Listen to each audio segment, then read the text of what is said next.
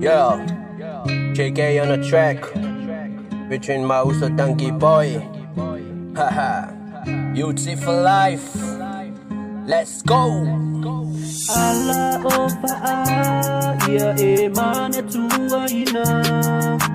Ala ofa ya emana tuaina.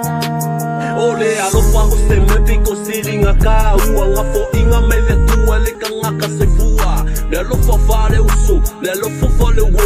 Alofa fare makua e se la vale ka ua a ea ai awala le ko pisa. Falongo le musika, awale ika. Vai kai o vai mapi ilima o lima. Falongo le lei mai la sole o kalinga. Yama. Alofa na ya emana tuaina.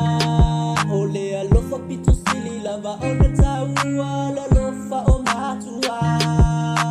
Ala ofa ya emana tuaina. Ala ofa ya emana tuaina.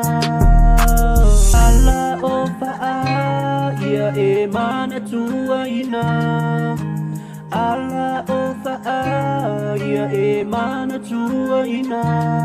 Ole alofa ka makua e ese makaua kakau simpa perpele o se yo oina makua awara bange e fangalo le lo fanga yo makua mai le kele o kausanga mane iva o masinga le mapainga pa ngaloinga ye manga kua kula tongo e lima pai mai ea ya ava yo makua e fale vale valo soy kua o la kakalo ya umi lo soy kua poke mafukai le ngei lo rangi le kumba kamanga longi se mangi le ngola fanga kamanga longi se mangi le ngola fanga awa orkua male lumanga yo aso asau teke koe pingi mai le kalisau. Ala ofa ya emana tuaina. Ala ofa ya emana tuaina. Alofa le wo, ele fangalo.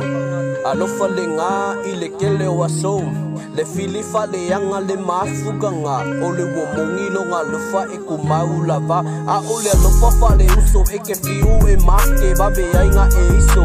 Ayo oi pupo nga e kume o ia yo au kafa e le malue lue lava longa lofa. Ai kaua lunga umai le alofa le atua. Fa apeka i le karengi. Le ola male marosi ua ye foa i mai re ua kako wola fia fia i le ngei la rangi rue mai. La ia i le musika e kuku ngei ro le kaua i pisa. Ala ofa ya emana tuaina.